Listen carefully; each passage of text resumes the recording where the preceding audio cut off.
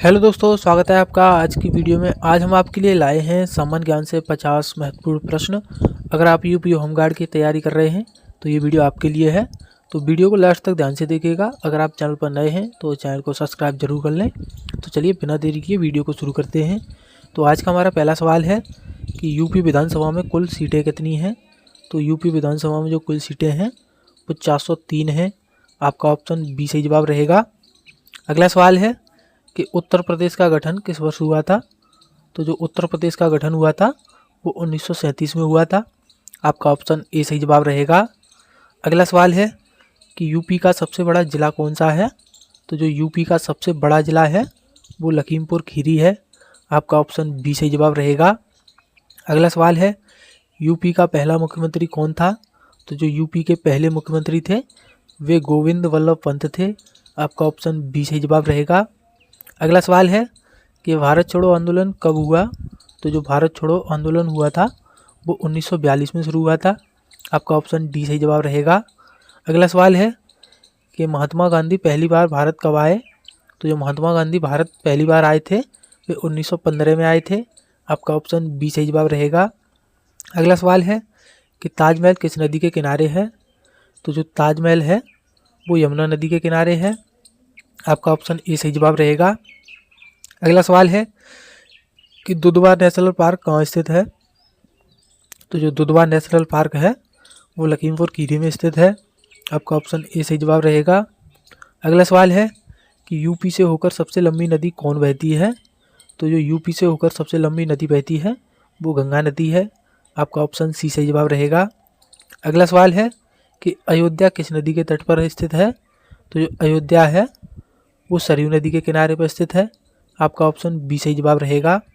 अगला सवाल है कि सफ़ेद संगमरमर से बना स्मारक कौन सा है। तो जो सफ़ेद संगमरमर से बना स्मारक है वो ताजमहल है जो कि आगरा में स्थित है। आपका ऑप्शन बी सही जवाब रहेगा। अगला सवाल है कि भारतीय संविधान कब लागू हुआ। तो जो भारत का संविधान लागू हुआ था वो 26 जनवरी 1950 को लागू हुआ था। आपका ऑप्शन सी सही जवाब रहेगा। अगला सवाल है कि भारत के प्रथम राष्ट्रपति कौन थे। तो जो भारत के प्रथम राष्ट्रपति थे वे डॉक्टर राजेंद्र प्रसाद थे। और जो भारत के प्रथम प्रधानमंत्री थे वो पंडित जवाहरलाल नेहरू थे। यानी यहाँ आपका ऑप्शन ए सही जवाब रहेगा। अगला सवाल है कि कौन सा विटामिन रक्त का थक्का बनाता है। तो जो विटामिन के है वो रक्त का थक्का बनाता है। आपका ऑप्शन बी सही जवाब रहेगा। अगला सवाल है कि मनुष्य के शरीर में कुल हड्डियाँ कितनी होती हैं। तो जो मनुष्य के शरीर में कुल हड्डियों की संख्या होती है वो 206 है। आपका ऑप्शन ए सही जवाब रहेगा। अगला सवाल है कि सूर्य मुख्य रूप से किस गैस से बना है। तो जो सूर्य है वो मुख्य रूप से हाइड्रोजन गैस से बना है। आपका ऑप्शन बी सही जवाब रहेगा। अगला सवाल है कि भारत का राष्ट्रीय पशु कौन है। तो वो जो भारत का राष्ट्रीय पशु है वो बाघ है। आपका ऑप्शन सी सही जवाब रहेगा। अगला सवाल है कि राने बेटा किसका मिश्र धातु है।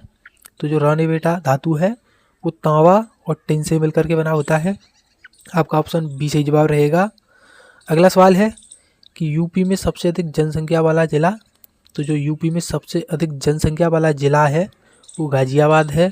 आपका ऑप्शन बी सही जवाब रहेगा। अगला सवाल है कि वंदे मातरम किसने लिखा। तो जो वंदे मातरम लिखा था वो बंकिम चंद्र चट्टोपाध्याय ने लिखा था। आपका ऑप्शन बी सही जवाब रहेगा। अगला सवाल है कि इंकलाब जिंदाबाद किसने कहा। तो जो इंकलाब जिंदाबाद कहा था वो भगत सिंह ने कहा था। आपका ऑप्शन बी सही जवाब रहेगा। अगला सवाल है कि किस ग्रह को लाल ग्रह कहा जाता है। तो जो लाल ग्रह कहा जाता है वो मंगल ग्रह को कहा जाता है। आपका ऑप्शन बी सही जवाब रहेगा। अगला सवाल है कि सबसे बड़ा ग्रह कौन सा है। तो जो सबसे बड़ा ग्रह है वो बृहस्पति ग्रह है। आपका ऑप्शन डी सही जवाब रहेगा। अगला सवाल है कि पंचायत राज व्यवस्था सबसे पहले कहाँ लागू हुई। तो जो पंचायती राज व्यवस्था लागू हुई थी वो सबसे पहले राजस्थान में हुई थी। आपका ऑप्शन बी सही जवाब रहेगा। अगला सवाल है कि भारत की सबसे लंबी नदी। तो जो भारत की सबसे लंबी नदी है वो गंगा नदी है। आपका ऑप्शन बी सही जवाब रहेगा। अगला सवाल है कि होमगार्ड की स्थापना कब हुई। तो जो होमगार्ड की स्थापना हुई थी वो 1959 में हुई थी। आपका ऑप्शन बी सही जवाब रहेगा। अगला सवाल है कि यूपी होमगार्ड किस मंत्रालय के अधीन है। तो जो यूपी होमगार्ड है वो गृह मंत्रालय के अधीन है। आपका ऑप्शन बी सही जवाब रहेगा। अगला सवाल है कि भारत का राष्ट्रीय खेल, तो जो भारत का राष्ट्रीय खेल है वो हॉकी है। आपका ऑप्शन सी सही जवाब रहेगा। अगला सवाल है कि भारत में कुल राज्य कितने हैं, तो जो भारत में कुल राज्य हैं वो 28 हैं। आपका ऑप्शन बी सही जवाब रहेगा। अगला सवाल है कि यूपी का सबसे छोटा जिला कौन सा है क्षेत्रफल के अनुसार, तो यूपी का सबसे छोटा जिला जो है वो बागपत है। आपका ऑप्शन ए सही जवाब रहेगा। अगला सवाल है कि काला नमक चावल किस ज़िले में प्रसिद्ध हैं, तो जो काला नमक चावल हैं वो सिद्धार्थनगर में प्रसिद्ध हैं। आपका ऑप्शन बी सही जवाब रहेगा। अगला सवाल है कि अमौसी एयरपोर्ट कहाँ है, तो जो अमौसी एयरपोर्ट है वो लखनऊ में है। आपका ऑप्शन बी सही जवाब रहेगा। अगला सवाल है कि काशी किस शहर का दूसरा नाम है, तो जो काशी है वो वाराणसी का दूसरा नाम है। आपका ऑप्शन बी सही जवाब रहेगा। अगला सवाल है कि यूपी का राज्य पक्षी कौन सा है, तो जो यूपी का राज्य की पक्षी है वो सारस है। आपका ऑप्शन सी सही जवाब रहेगा। अगला सवाल है कि यूपी का राज्य पशु कौन सा है, तो जो यूपी का राज्य पशु है वो बारहसिंगा है। आपका ऑप्शन ए सही जवाब रहेगा। अगला सवाल है कि यूपी की प्रमुख फसल, तो जो यूपी की प्रमुख फसल है वो गेहूं है। आपका ऑप्शन बी सही जवाब रहेगा। अगला सवाल है कि किस ज़िले को लेदर सिटी कहा जाता है, तो जो लेदर सिटी कहा जाता है वो कानपुर ज़िले को कहा जाता है। आपका ऑप्शन सी सही जवाब रहेगा। अगला सवाल है कि भदोही किसके लिए प्रसिद्ध है, तो जो भदोही है वो कालीन के लिए प्रसिद्ध है। आपका ऑप्शन बी सही जवाब रहेगा। अगला सवाल है कि दीनदयाल उपाध्याय जंक्शन कहाँ है, तो जो पंडित दीनदयाल उपाध्याय जो जंक्शन है वो मुगल सराय में है। आपका ऑप्शन डी सही जवाब रहेगा। अगला सवाल है कि यूपी हाई कोर्ट की मुख्य पीठ कहाँ है, तो जो यूपी हाई कोर्ट की मुख्य पीठ है वो प्रयागराज में है। आपका ऑप्शन बी सही जवाब रहेगा। अगला सवाल है कि बुलंद दरवाज़ा कहाँ है, तो जो बुलंद दरवाज़ा है वो फतेहपुर सीकरी में है। आपका ऑप्शन सी सही जवाब रहेगा।